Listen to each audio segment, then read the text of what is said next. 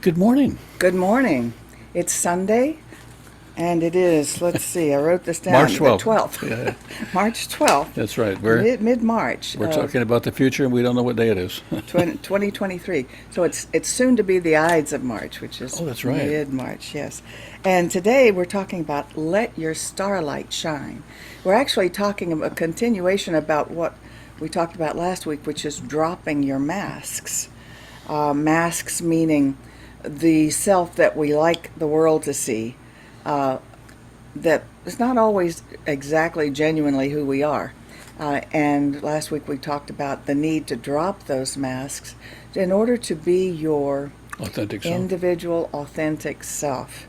And because really, as you let people see who you really are within reason, you don't want to go on rants and tirades just because that's how you feel. But within reason, be who you authentically are. And that really allows people to truly love you because they see you. And what we're talking about today, though, is to let your real self, what the Course in Miracles calls your real self, this part of you that is spiritual, connected with the divine, that many of us don't even realize until we're well into midlife or so.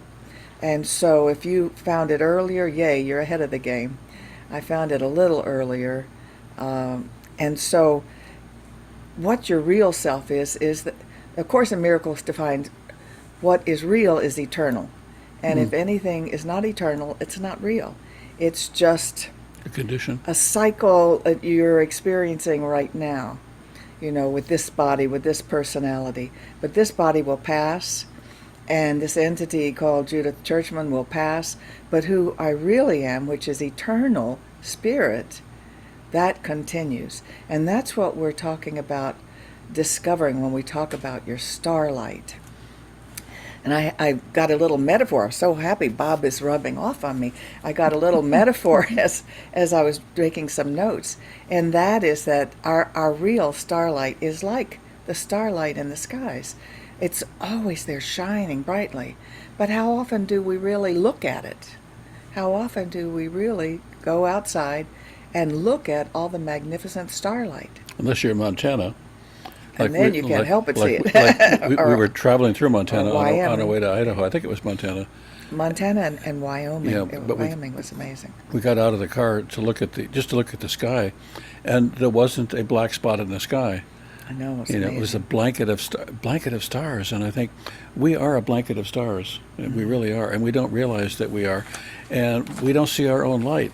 I was thinking about that earlier when I was doing some wiring in the back of the TV where it was dark, plugging things in and unplugging things and moving things around, and I got a flashlight out, and I turned the flashlight on, and I set the flashlight down, and I realized at that point it's interesting. When I set the flashlight down, I didn't know if it was on or off. And I didn't know if it was on or off because when you set it down on its lens, it covers it completely. And I thought, isn't it interesting? Our light is on all the time, but until we let it shine, until we pick it up and focus it on something, we don't see our own light. And it is such an important thing for us to know that we are a light even when we don't see it. Exactly.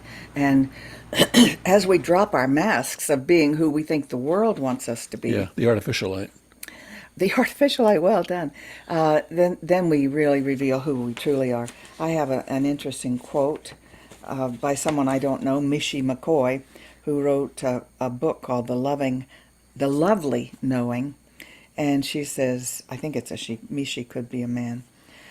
We shouldn't deny ourselves the joyful, peaceful delight in continuing to look up at the glorious starlit sky. One simply cannot deny its beauty. But I insist that, as you do, remember that you too are a star, a supernova. You emit a magnificent intensity of your own.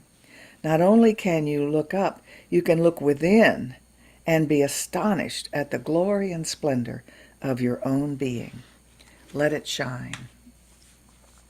So that's what we try to remind you of every week, because the world is, I don't know if the world does it or we interpret it that the world does it, that it seems like it's probably our internal self, is always looking for what's wrong with us, what we haven't done fast enough, well enough, what we need to improve.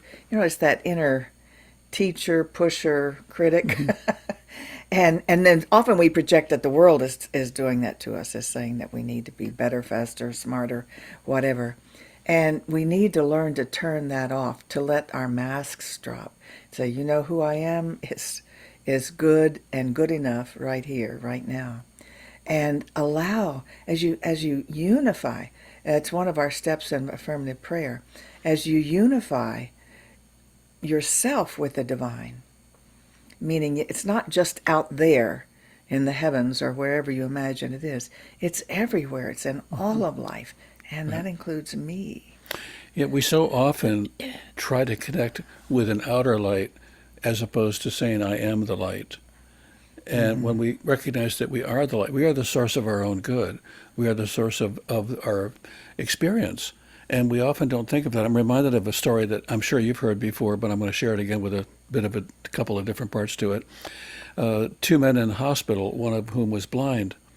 And the blind man would ask the person next to him what it was like outside. And so every day he would describe the trees, he would describe the bees, the children playing, which cars drove by quickly, an ambulance and what color it was, and all of these different things. And every day the blind man looked so forward to hearing this, because what was happening for him was the blind man would be having described to him what was outside, but his experience of it was an inside experience. And when he was no longer blinded by the idea that he couldn't see, he could see every single detail of everything that was being described to him. When he took off his mask of blindness, he was able to have vision. We often put on that mask of blindness and say, but you don't understand, I can't see. We can't see because we're not willing to look through the eyes of light, the eyes that are our own light. So anyway, this goes on for quite a period of time, and the man is so delighted to be able to in essence, have his eyes back. And then the person is discharged who describes all of this to him. And when another patient comes in, he says, would you tell me what's going on outside? He said, I can't, there's no window. And all of the time, so both of them were using their imagination to bring in the light, but they were using their imagination to connect with the source of their own being. When we connect with our own light, we see everything that light would illumine. When we don't connect with that, we often allow ourselves to be caught up in total darkness. Yeah, that's a great example of how we... But I wanted to tap on to what you said earlier about sharing yourself authentically. It has to be safe. And I say safe because I think what we often do, or don't often do, but we will sometimes do, is share information that probably we shouldn't share with people who won't respect it or won't respect us with it. And I'm reminded of an interview that was being done where the employer said to the prospective employee, tell me what your strengths are, what your qualities are, and he listed them, and he said, now tell me what your faults are. And he said, well, I tend to tell people exactly what I think. And the employer said, I don't think that's a bad thing. And the prospective employer said, I don't care what you think.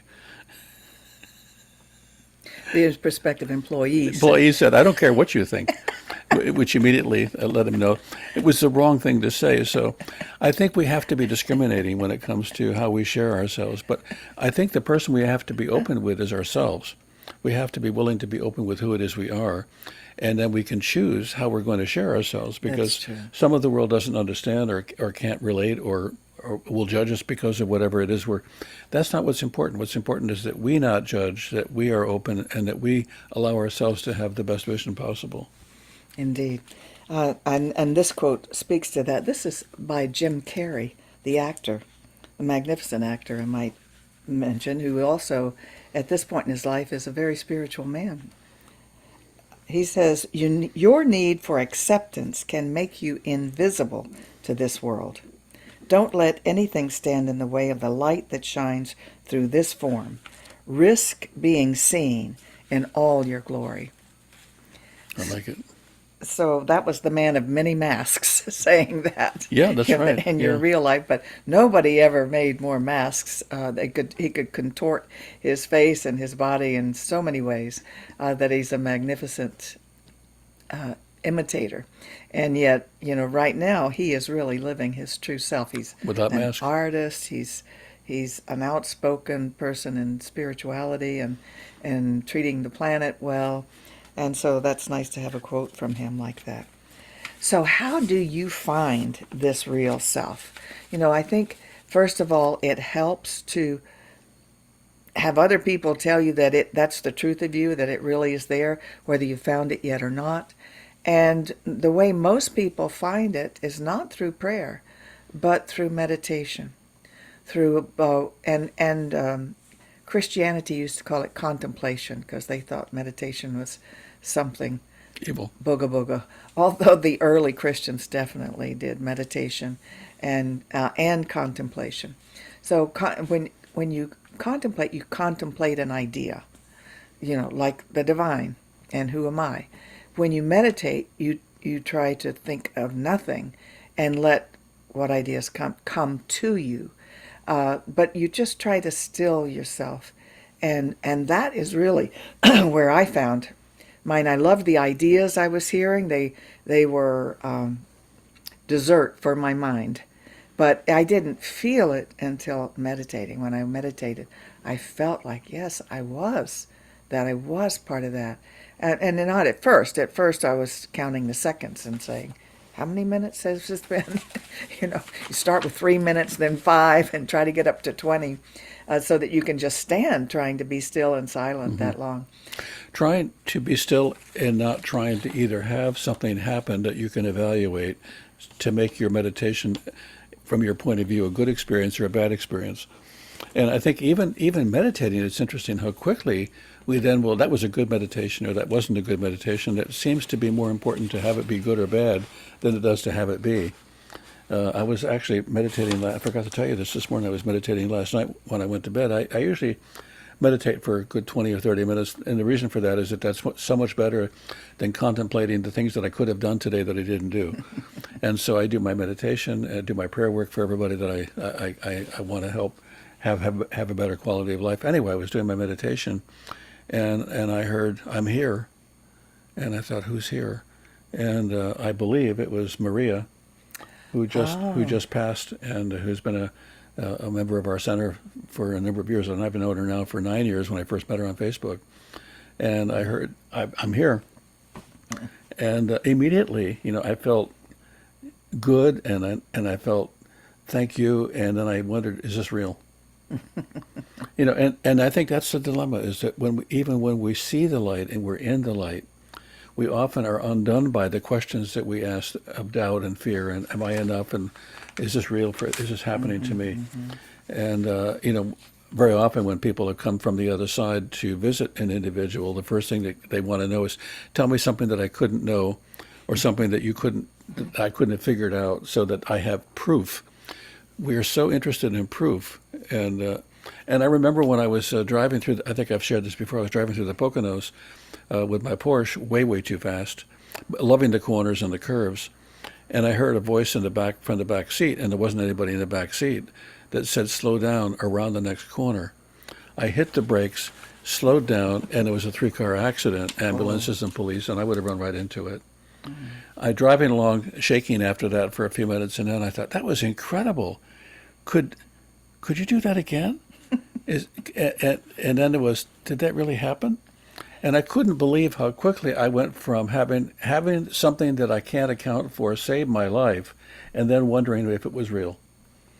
And that doubter is so strong in us, because we tend to think our life is really all about the exterior experiences rather than the interior ones. Exactly.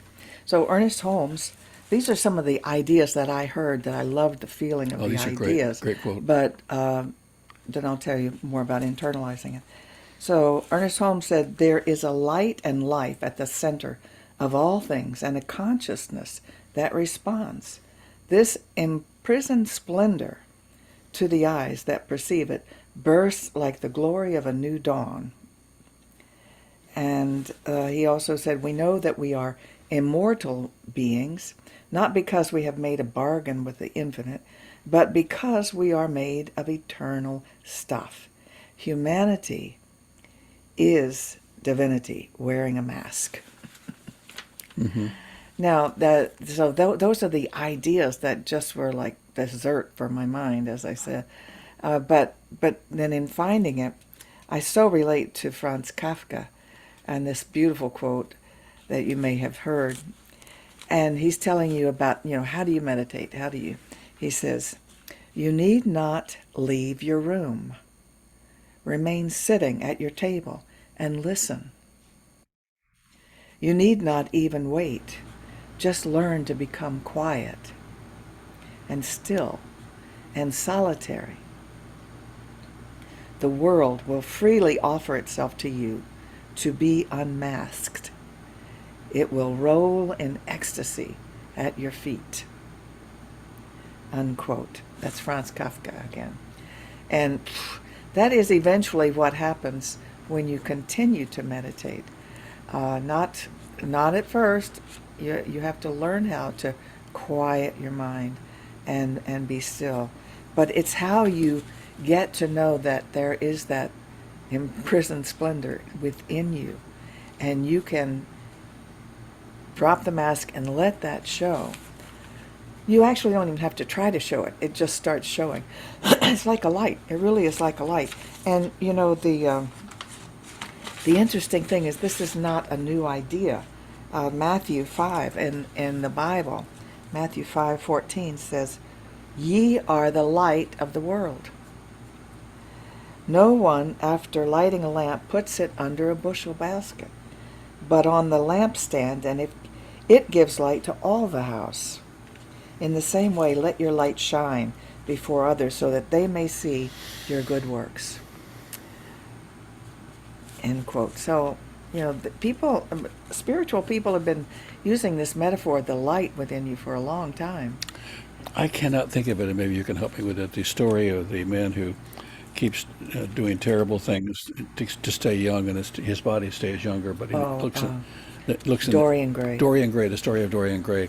I would love it if what we could do was to have the mirror be the truth, meaning that every time we looked in the mirror, we saw greater light. And when we looked at ourselves, we would see that we're aging as people do, and that our bodies are doing what bodies do, but our spirit is getting brighter and brighter.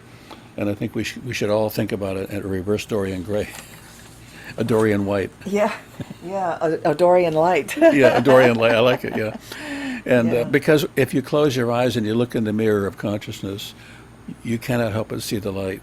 It's only when you open your eyes to this physical world that you see the impact the physical world has had on your physical body. But that isn't who you are. You're more than that. And I think that also can help us become more accepting of our physical body, because we can say, yes, it's worn. And you know what? It's been through a lot. But that's not who I am. I am the light. As a minister of this teaching, this metaphysical teaching, I never wanted to talk to any of my relatives from my family of origin, because they're all either Catholic or Baptist, and they're very suspicious of anything different than that. So I just never talked to them about what I believed. And it was a big step when we started recording to put this on my Facebook, because now my relatives watch it, and That's they can why they're see not what I talking to believe. us anymore. No, actually, I get lots of likes from them. Not from all of them, but from some of them. And Yeah. that was part of my taking my mask off. Say, this is what I believe. I'm going to put it on Facebook. I don't care what they think about it. I mean, I would prefer that they liked it, but, We could live with it. that's me taking my mask down and saying, this is who I am, this is what I believe. Living your truth on the outside, not just on the inside. Yes, Yeah. exactly. I used to really hide it. As a matter of fact, it was really a funny time one time when my father was still here, and I was really big into Course in Miracles, and I had given him a copy of it. And I just thought, oh, Haley reads this. And he read it and told his wife that he was really worried about me, because this was definitely the work of the devil.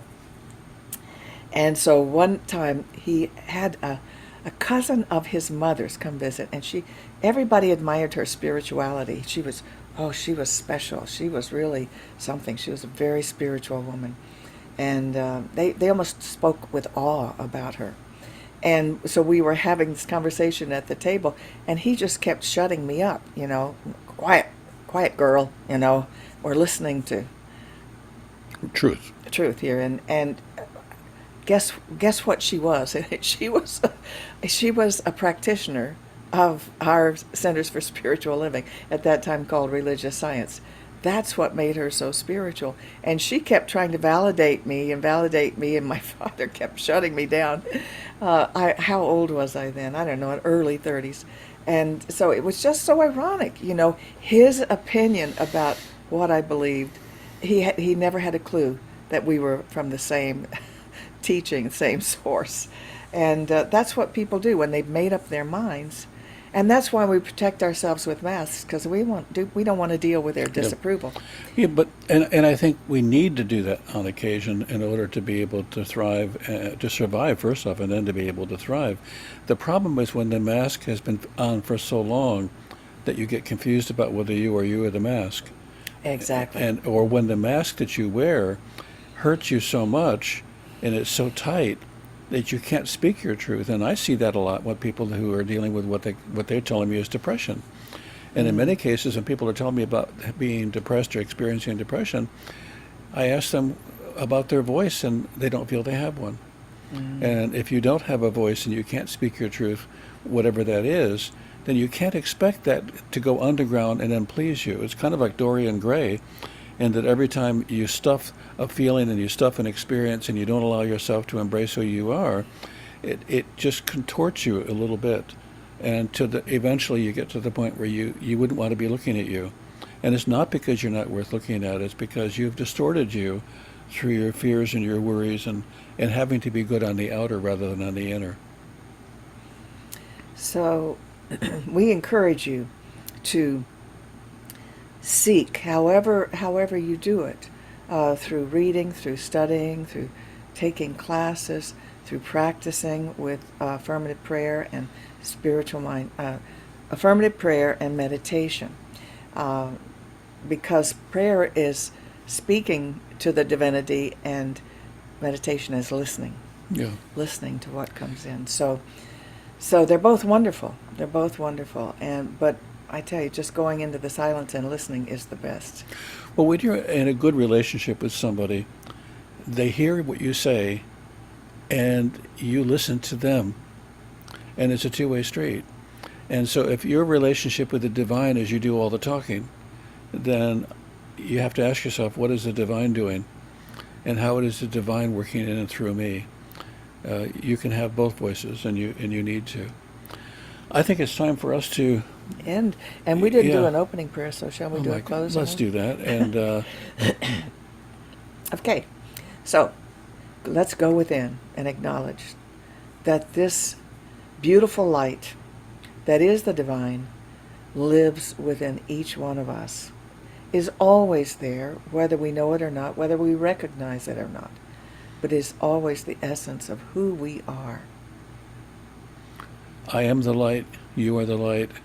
We each are lights in a universe that invites, encourages, and loves us fully and completely. And as we learn and understand and feel this presence in us, and even give it time to show up again when we have a bout of humanness with so-called negative feelings or emotions, we come back to it always and give ourselves time to make decisions that show that light. So we give thanks for understanding this. We give thanks for learning it and relearning it. And we release these ideas now to the universe and say we are ready to let our starlight shine. And so it is. And we're going to go to screen share now because we want to talk about our organization here and how you can support it if you would like to. There you go. Yes, we are the Center for Spiritual Living of the Palm Beaches, and we are a not-for-profit corporation with all the expenses of a corporation. And so we depend upon your support. If this if our talks are inspiring and motivational for you, if they do something for you, we appreciate your supporting us to pay our expenses. And we invite you to do so by going to our website, which is that cslpalmbeaches.org. And there you'll find a button at the top that says Ways to Donate. And it's very easy to do so. We thank you in advance, and we say together this affirmation. My investment today is made with the full realization that God is the source of my supply and returns it to me enriched and multiplied. And so it is. So we're going to stop recording. All right. And now we are also going to play our music here. Isn't this recording? I stopped it, I thought. Oh, no, I didn't. You're right.